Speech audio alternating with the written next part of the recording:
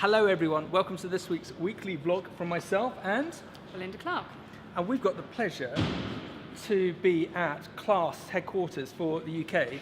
And Belinda's just spent some time with Trevor and Andy. Andy runs the training academy. Trevor, what does Trevor do? Well, he runs the show. He's the boss man. I think that was really interesting, the conversation that you had with them about the training side of things, and it'd be fascinating to see what comes off the back of that. And we'll just show you some quick footage whilst we're talking of some of the kit that they got here. Hugely impressive business, and we'll throw some stats up so that you can have a look, so you can find out more about CLAAS. Why we wanted to come here was because of Belinda's background. Belinda, tell everyone about you and what you do. So I run Agri-Tech East, which is the membership network organisation for Agri-Tech. We are the largest and longest established network organisation for Agri-Tech in the UK, and we span the value chain from primary production through to processing and including fundamental and applied research as well, and all the enablers such as yourself that make the industry work, the recruitment and training and investment. Cool, so this industry of food, why is it important? Well, we all have to eat. Yeah, okay. And it's certainly in the east of England, with I think it's around 40% of the grade 1 agricultural land. This is a major driver of the economy in the east of England, and as I said, everyone has to eat. Increasingly there's the potential for growing pharmaceuticals and fuel and fibre and all sorts of things. So this industry is amazing, and it has to work, and it does work, and we're trying to make it work even better. And can you remember what Trevor said? Guys, don't worry about us. Do you remember what Trevor said about this amazing machine? So this CLAAS 780 Lexan, so this is just shy of £500,000 worth, and it can make enough, it can combine enough milling wheat in a day to make, can you remember the number? 500,000? 500,000 loaves. So actually, I always find it amazing, that disconnect that Joe Public doesn't know how important not only the farmer but a piece of kit like this is for them to have bread on the, literally to have bread on the table.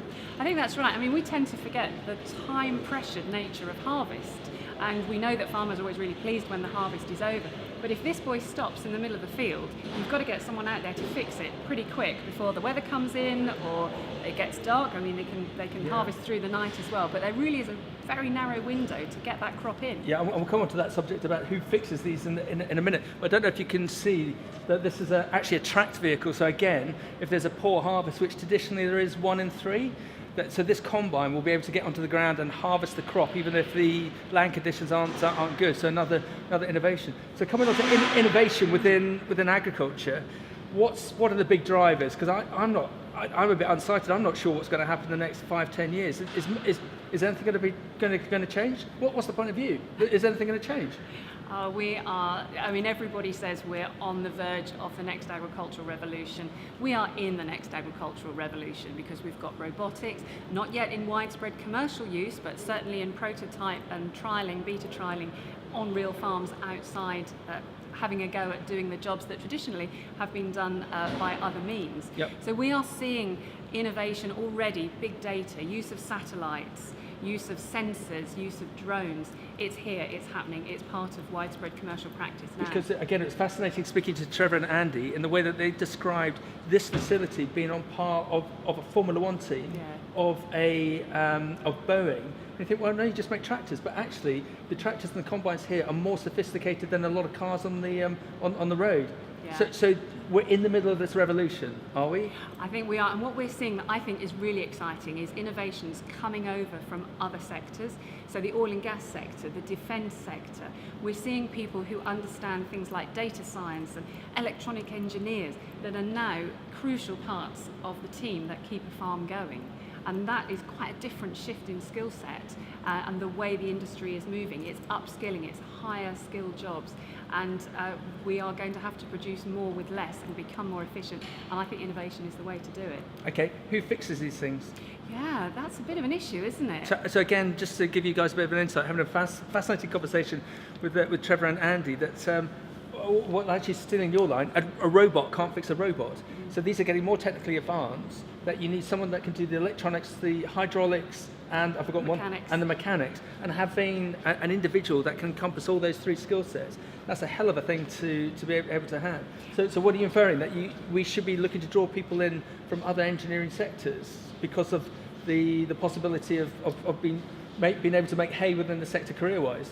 Well, you know what I was reminded of is talking to Trevor and Andy, is in the health sector, you have a multidisciplinary team that looks after your healthcare issues. You don't just have one consultant, you actually have a team that's looking after your healthcare. And I think we're actually looking at that in this sector. Actually, it's not going to be a one-size-fits-all silver bullet. You've actually got a multidisciplinary team that's going to be keeping these machines running. You're going to have very variably skilled individuals who are going to be coming in and having to be not just the mechanics and engineers that you talk about, but they've got to have those social skills as well. So when you've got a really stressed farmer who's waiting to get his crop in and the rain's coming and you've got someone peering over your shoulder saying, hurry up, how much longer is this going to take? That requires a social skills as well. So there's another skill element that's got to be... So how do we attract these people into the sector? Yeah, it's a tricky one, isn't it? I mean, I'm conscious that we think agriculture is different and special, and it is. But also we're hearing this from the construction industry as well. They're struggling to recruit. And everybody says about sexing up the industry. I think the narrative sells itself. Who isn't interested in making a difference? When you ask young people what they want to do, they generally say they want to make a difference. And I think engaging young people in the kinds of opportunities with these kind of kits, this is clever stuff. It is, this isn't hoeing sugar beet of agriculture 50 years ago. These are cutting edge instruments who require real skill. And for schools to come here, or CLAAS also take some of the combines to some of the big events like the one up at Peterborough. So hopefully we're going to, excuse the pun, planting a seed with a little boy, a little girl who can actually see the engineering delights of working on something like this and the difference that they can make. Yeah, and you know, the agricultural associations are doing some work on this as well. I think in Suffolk, they're actually aiming to take a tractor into schools. And in Norfolk, the Royal Agricultural Association is doing something with the Food and Agriculture Foundation to try and encourage young people to understand the opportunities in the industry. That's the thing we have to do. I think we were talking earlier about how children in primary school today, most of them are unlikely to be doing jobs that you and I would recognise as jobs. So how do you future-proof those young people for the kind of opportunities that we can't yet imagine? So I think it's selling them the narrative, selling them the dream and the vision that actually this is an amazing industry to be part of, and being on that trajectory to make your mark in it. What's not to love? Absolutely. Easy sell when you're leaning against such an amazing piece of kit. So we, Redfox, we're members of Agri-Tech. Belinda, and we find it hugely beneficial for the people that we meet and network with. So how do people join up with Agri-Tech? Agri-Tech East is a membership organisation. Membership is tiered on the size and maturity of your business. So entry level, if you've got fewer than 10 members of staff, it starts at 220 quid a year. You can sign up via the website, which is agritech-east.co.uk. Fantastic, and we'll put a link to Belinda and the rest of her team so that you can have a look and hopefully join up. Belinda, thank you very much. Shall we take it for a drive? Shall we? Okay, let's go. Shall I press this button and see what it does?